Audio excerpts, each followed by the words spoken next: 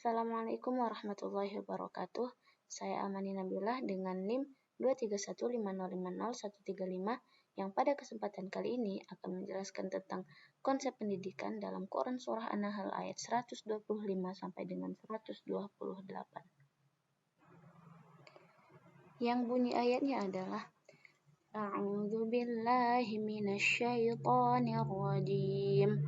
Ud'u ila sabili rabbika bil hikmati wal mau'izatil hasanati wajadilhum billati hiya ahsan inna rabbaka huwa a'lamu bima dhalla 'an sabilihi wa huwa a'lamu bil muhtadin. Wa in 'aqabtum fa'aqibu bimithli ma 'uqibtum bih wa la in sabartum lahuwa khairul lis-sabirin. Wasbir wa ma sabaruka illa billahi wa la tahzan 'alaihim wa la taku fi dhayqin mimma yamkurun. Innallaha ma'al ladzina ittaqaw wal ladzina hum muhsinin. Yang artinya adalah, serulah manusia ke jalan Tuhanmu dengan hikmah dan pelajaran yang baik, serta debatlah mereka dengan cara yang lebih baik. Sesungguhnya Tuhanmu dialah yang paling tahu siapa yang tersesat dari jalannya, dan dia pula yang paling tahu siapa yang mendapat petunjuk. Jika kamu membalas, balaslah dengan balasan yang sama dengan siksaan yang ditimpakan kepadamu. Sungguh, jika kamu bersabar, hal itu benar-benar lebih baik bagi orang-orang yang sabar.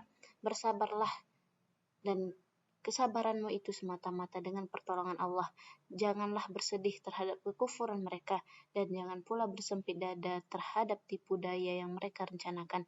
Sesungguhnya Allah bersama orang-orang yang bertakwa dan berbuat kebaikan. Secara umum, Quran Surah An-Nahl ayat 125 sampai dengan 128 memberikan penafsiran, memberikan penjelasan kepada kita bahwa bagaimana tata cara untuk berdakwah, bagaimana tata cara untuk berkomunikasi, agar dakwah yang disampaikan itu menjadi baik dan mudah diterima oleh orang-orang.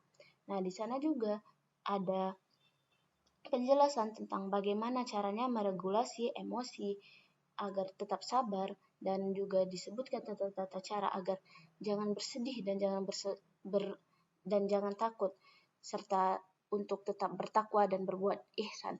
Nah, adapun nilai-nilai pendidikan dalam Quran Surah An-Nahl ayat 125 sampai 128 bisa dirinci menjadi 3 bagian, yaitu adanya pendidikan dakwah, yang kedua adanya pendidikan adab dan etika komunikasi, serta yang ketiga yaitu bagaimana cara kontrol emosi dan bersabar.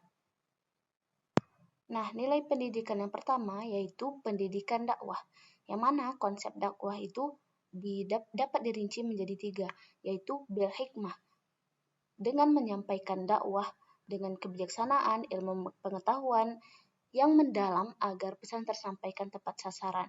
Yang kedua, mau'izah hasanah, yaitu memberi nasihat, pengajaran, dan peringatan yang baik dengan kelembutan hati dan penuh kasih sayang. Serta yang ketiga, yaitu mujadalah ahsan, yaitu berdiskusi atau berdebat dengan cara yang paling baik, menghindari perselisihan yang tidak perlu. Selanjutnya, nilai pendidikan kedua yang dapat diambil dari ayat tersebut adalah pendidikan adab dan etika komunikasi. Terdapat dalam ayat bahwa berdebatlah dengan mereka dengan cara yang baik.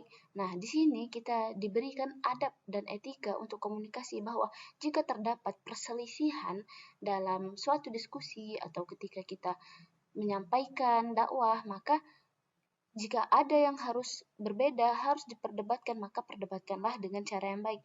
Bagaimana cara yang baik itu? Yaitu dengan memberikan tutur kata yang santun, menghindari debat kusir, atau itu dapat disebutkan bahwa memaksakan pendapat orang lain. Nah, itu perlu dihindari dalam perdebatan gitu. Jadi kita dapat berbeda pendapat dengan cara yang baik, mendengarkan dulu, menghargai pendapat orang lain, lalu meresponnya dengan tata tutur kata yang santun, serta kita memberikan kejujuran dan amanah dalam data-data, dalam penyampaian yang kita lakukan. Pesan pendidikan selanjutnya yang dapat diambil dari ayat ini adalah kontrol emosi dan sabar, yang mana disebutkan dalam ayat 127 bahwa bersabarlah karena kesabaran itu semata-mata dengan pertolongan Allah. Nah, sebagai nilai pendidikan yang dapat diambil adalah kita perlu bersabar. Sabar dalam berdakwah sebagai penyampai, sebagai pendidik, atau sebagai dai, maka perlu bersabar. Dalam ketaatan pun juga perlu bersabar. Selanjutnya, maksud dari sabar adalah tidak membalas keburukan dengan hal yang lebih buruk lainnya. Boleh membalas keburukan tapi dengan hal yang serupa, dan sikap mulia atau memaafkan itu lebih baik. Yang selanjutnya yaitu dari sabar ini maka dapat juga poin tawakal kepada Allah, yaitu menyerahkan hasil usaha sepenuhnya kepada Allah setelah berikhtiar secara maksimal dengan penuh keyakinan. Nah, itulah nilai-nilai yang pendidikan yang dapat diambil dari Quran Surah An-Nahl ayat 125 sampai dengan 128, yang ada nilai pendidikan dakwah, nilai pendidikan adab dan etika komunikasi, serta nilai pendidikan kontrol emosi dan sabar. Itu saja yang dapat saya sampaikan. Mohon maaf atas segala kekurangan. Terima kasih atas perhatian. Wassalamualaikum warahmatullahi wabarakatuh.